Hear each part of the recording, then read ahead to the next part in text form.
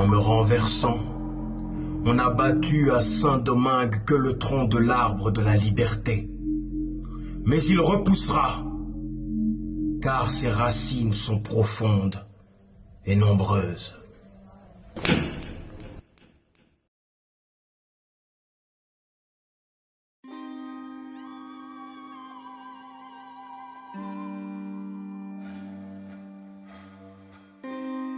Cette promesse d'espoir attribua à Toussaint l'ouverture dans les derniers moments de sa captivité résonne comme un écho intemporel, prononcé dans la solitude glaciale de sa cellule. Il porte encore aujourd'hui une vérité universelle. La liberté, lorsqu'elle germe, ne peut être étouffée et ne verra jamais le fruit de la graine qu'il a plantée sur son île natale, rebaptisée dans la langue des premiers habitants de l'île. Haïti. Mais bien qu'il ait quitté ce monde avant d'en voir l'accomplissement, son héritage transcende le temps. Napoléon a, sans le vouloir, alimenté un mythe, transformant l'homme en symbole. Ce mythe est celui d'un homme né dans la servitude, affranchi de l'esclavage, proclamé général de l'armée française. Son génie militaire, ouvrant des brèches dans les lignes ennemies, lui valut son nom de l'ouverture. Par son désir d'ascension personnelle, il ouvrit une porte. Des abîmes de l'oppression au sommet glorieux, il incarne un espoir concret, une preuve vivante qu'un esclave pouvait s'imposer parmi les grands. Seulement,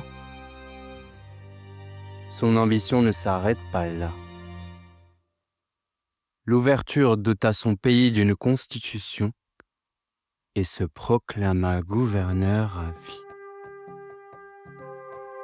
Au cœur d'un environnement hostile, un nouvel État émergea. Pour la première fois, un idéal de liberté naissait, porté par d'anciens esclaves s'émancipant par eux-mêmes et rejetant l'économie des plantations.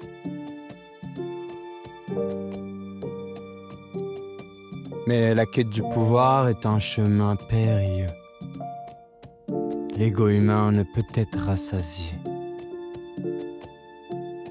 Trop d'amour pour soi finit toujours par étouffer l'amour des autres. Sans aucun doute, un attrait pour le despotisme marqua les premières décennies de l'indépendance, trahissant le rêve de liberté qui avait animé les masses d'esclaves durant les révoltes. Il est essentiel de reconnaître la complexité de l'héritage de Toussaint l'Ouverture. Dans son ambition d'enrichissement personnel, il posséda lui-même des esclaves. Une contradiction qui nous rappelle que l'histoire est faite de nuances et que même les héros portent en eux des ombres. Ce récit pourtant, ne cherche pas à être celui d'un seul homme, car c'est avant tout l'histoire d'un peuple qui fit la révolution. Bien que la tentative de l'ouverture ait échoué, l'indépendance sera finalement proclamée. Désormais, tous les Haïtiens porteront une seule et même identité, celle de noir.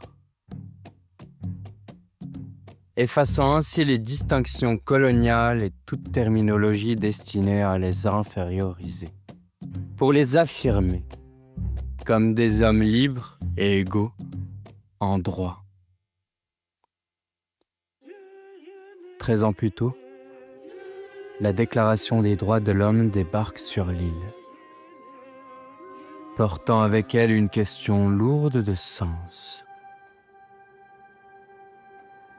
Un esclave est-il un homme? Peut-il porter sa liberté par lui-même? Sous un ciel orageux, ceux qui avaient fui la servitude se rassemblent autour de leur chef respecté, Boukman. Dans un silence religieux, la cérémonie commence. Une nuit de feu et de ferment, où se scelle un irrévocable serment. Les chants rituels et les invocations spirituelles rythment le discours enflammé, appelant chacun à lutter pour sa liberté. Quelques jours plus tard, la révolte éclate. Dans une rage sanguinaire, aucun colon n'est épargné. Hommes, femmes et enfants, tous jugés coupables de siècles d'oppression. La tête de Boukman au bout d'une pique fut exhibée dans l'espoir de briser la volonté des révoltés. Loin d'éteindre l'espoir, elle ne fait que raviver la flamme.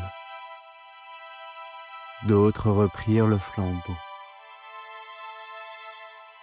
Elle sera suivie de 12 longues années de lutte acharnée, marquées par les massacres de colons. Le monde occidental, choqué par cet élan de vengeance contre des siècles de soumission, plongea le nouvel État dans l'isolement.